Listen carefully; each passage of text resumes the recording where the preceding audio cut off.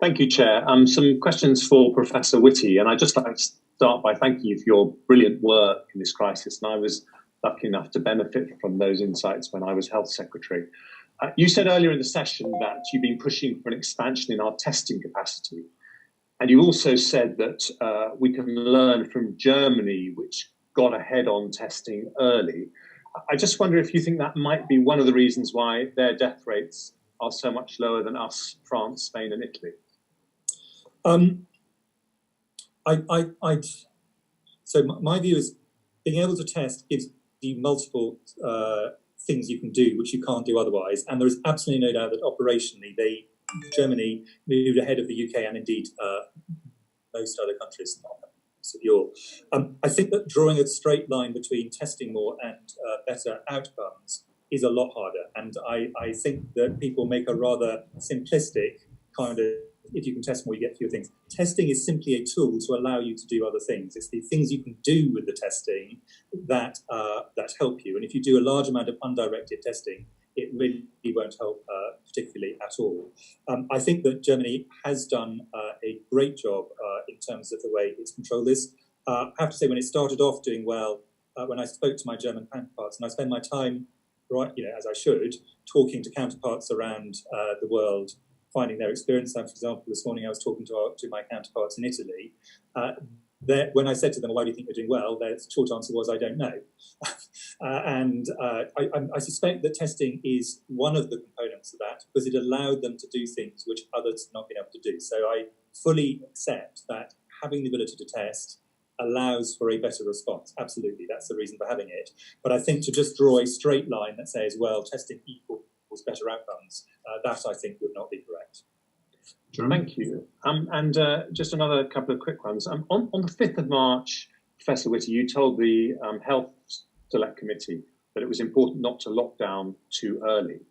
And I just wondered, did you continue to advise that we should not be locking down right up until the 24th of March, when we did do our national lockdown?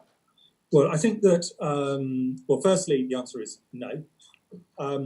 Secondly, what we did, and I think it's, people kind of have again there's a pre-lockdown state and there's just lockdown. Actually, multiple things happened in stages all the way through that month.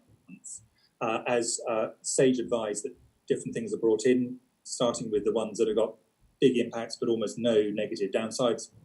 People may laugh at things like washing hands. Actually, they work a lot more effectively than many of the rather more draconian measures that we would think of. But the first of those was individual isolation, followed by household isolation and shielding, then into strong recommendations about people working from home, and then on to closing schools, pubs, and clubs, and so on, and then on to final lockdown. So it wasn't there were various points along the way, each one of which was advised by Sage that was the thing to do. And the difficult question with this was, firstly, what is the right combination to do? And the second was, what is the exact timing by which this should happen? And I noticed in the last week that I and my colleagues have been berated by one set of professors in one newspaper for going too late, and another professor in another newspaper for doing too much too early. In reality, we will in due course have to go back and look over this and say exactly what's the best way to do this. And we're going to have to do sort of post-action review and say exactly how do we do this.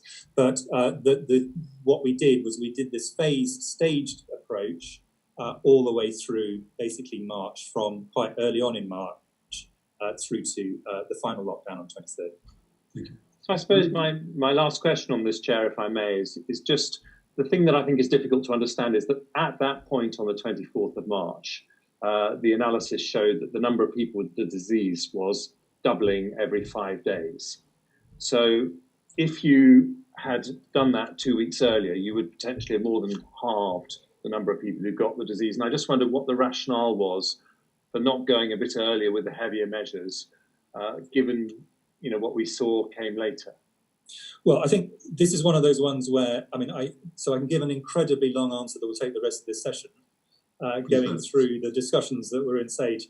I think this is an area where it is unbelievably easy to be facile, if I'm honest. I'm not saying you're doing this, but I'm just saying some of the commentary in the press, you think, actually, have you thought this through? And to go back, for example, to the previous question about have you thought through the downsides of a lockdown too early, just in narrow health terms, leaving aside anything else, getting this right between going too early and going too late was a very difficult judgment call. This thing moved actually very fast.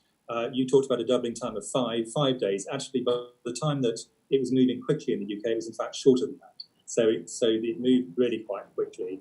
There was a point, the path that was followed was one that we were predicting. The speed of upswing was a bit faster than I would have predicted if I'd been asked on the 5th of March. Not by a huge amount, but by enough to be appreciable. And I think that's clear from Sage. I think even Sage data is already out there. It will be from other ones. But the difference was one of relatively small degree on this in that window of time between early March and late March. Thank you. And this will be gone over multiple times. But I think that the end of the epidemic is really the time, frankly, to do this properly in a technical way and in a non-partisan way. Thank you. I'm going to go